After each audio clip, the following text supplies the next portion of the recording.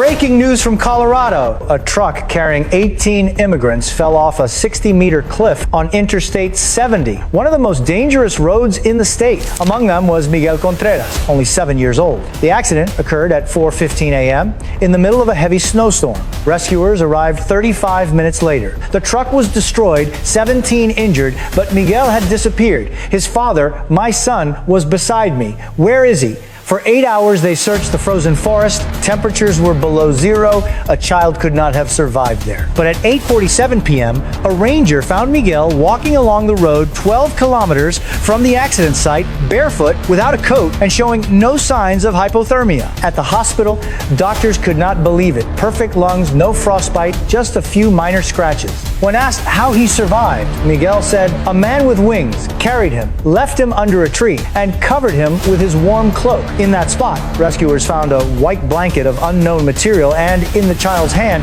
a 30-centimeter feather that does not belong to any bird from the Rocky Mountains. His father cried, and I asked God to send an angel, and he did. If you believe God protects the innocent, write amen and share. Within 24 hours after the concert incident, Diamond Queen refused the 3 measures that Wendy Shay suggested. She also revealed the key problems behind the whole situation. First, she refused the punishment. She said she was not the only person who got misunderstood at the concert, but she was the only one who got called out and criticized. Then a controversial video was posted online, and she became the target of heavy online attacks. But she said that in the video, she was clearly resisting, not doing anything on purpose. The singer never came forward to clarify the truth. Second, she asked a direct question. Who was the real victim? She said the singer asked her to pay $50,000 for emotional damages. But in reality, the concerts were always overcrowded and chaotic. Many girls were harassed or had their phones stolen, and she experienced this too. For years, nothing improved. But when this incident blew up, they put all the blame on her. The third point shocked the internet the most. She said the singer wanted to blacklist her, saying she caused chaos and ruined the atmosphere. But she explained that she wore a very tight one-piece suit that day. It was hard for her even to bend over, so she could not possibly do the things she was accused of. So people began to ask, if she could barely move, then who caused the chaos? A woman bought every single rotisserie chicken in the store the day before Thanksgiving, but she was completely misunderstood. No one expected that she bought all the chickens to give them away on the street for free to people experiencing homelessness.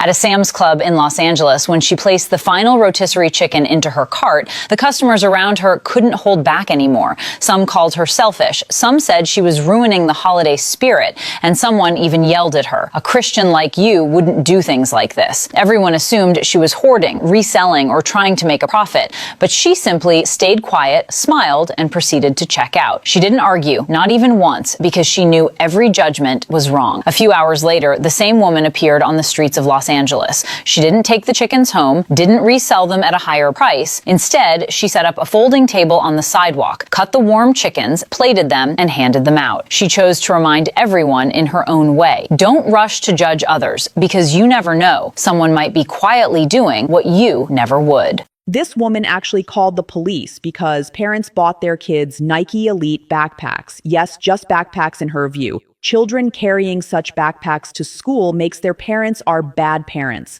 She has already reported over 20 families, all because of those little pull tabs on the backpacks. Kids often pull on each other's backpack tabs instead of blaming the children who steal. She condemns the parents who dare to buy their kids quality items. Think about how absurd this is. Instead of teaching children not to steal, she attacks the victims and their families, pretending they're the ones doing wrong. She might as well be saying, don't buy your kids nice things or I'll report you. What kind of backward logic is that? It mirrors the mindset that teaches children never to speak up for themselves, to endure harm silently and avoid trouble. And what's wrong with a Nike backpack? Anyway, it's just a regular school bag. Kids have been carrying these for years. The real issue is how this woman blew the situation completely out of proportion. She treated school supplies like... The video shows the driver gets out of the truck, unlocks the lid, and looks inside. Next, you see the driver pulling items out, leaving them hanging over the side of the bin, which makes it appear overflowing. The driver gets back into the truck and dumps the garbage in. We saw the video. That makes your jaw drop a little bit when you know that they're scamming you. They're trying to rip you off. Wallen called the company and told them about the video.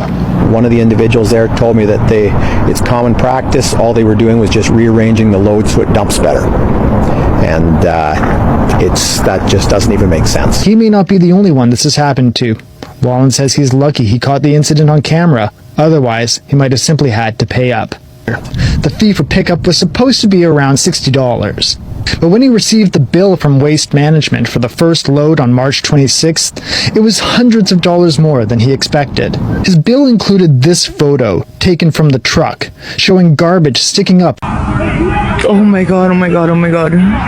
We have some very serious news at this hour. There has been a mass shooting at a children's birthday party in Stockton, in California. Vice Mayor of Stockton has confirmed that multiple victims have been taken to the hospital. We don't know how many people were shot. We don't know how many people are victims in this case. But it happened at a children's birthday party this evening. This mass shooting occurred in the past hour in Stockton, California, at an ice cream shop where a children's birthday party was being held. There are reports that multiple people could have been killed, potentially over 10 injured. This is a very serious situation right now. And we're going to get more information into the early hours tonight and into the morning. But yet another mass shooting, another weekend does not go by without a horrific mass shoot. In this time targeting Stockton, California, an ice cream shark for a children's birthday party. I'll have more probably in the morning. Follow along for more.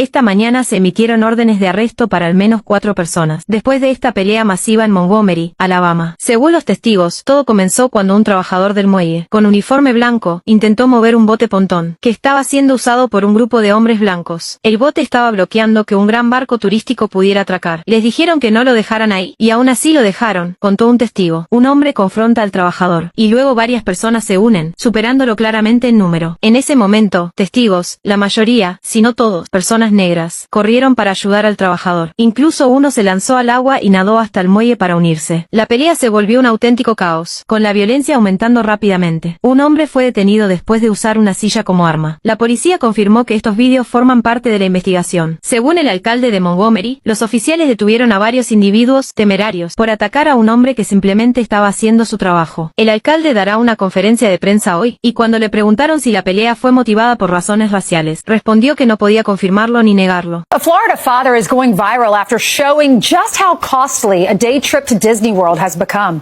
Before we even got into the park, it cost me $30 just for parking. And even being a Florida resident, tickets for a family of 5 with one child under 10 was still $974. The rest of the family decided they wanted to go to dinner at downtown Disney Springs. This place was my literal hell, totaling $245.27. The grand total for our day was $1,391.91. I kind of had a feeling it would go viral. It's very relatable. It's family friendly. They want you to never leave the park. They want you there for 5 days and they want you to drop 10 grand. A shocked Florida dad just exposed the outrageous price tag for taking his family of 5 to Disney World for just one day, an eye-popping $1,400. Before this family even stepped foot inside the park, they had to shell out $30 just for parking. But that was nothing compared to the shocking ticket prices, a mind-blowing $974 for just 5 people. Simple refreshments like 3 ice creams and 2 water bottles cost them nearly $30. A woman bought every single rotisserie chicken in the store the day before Thanksgiving, but she was completely misunderstood. No one expected that she bought all the chickens to give them away on the street for free to people experiencing homelessness.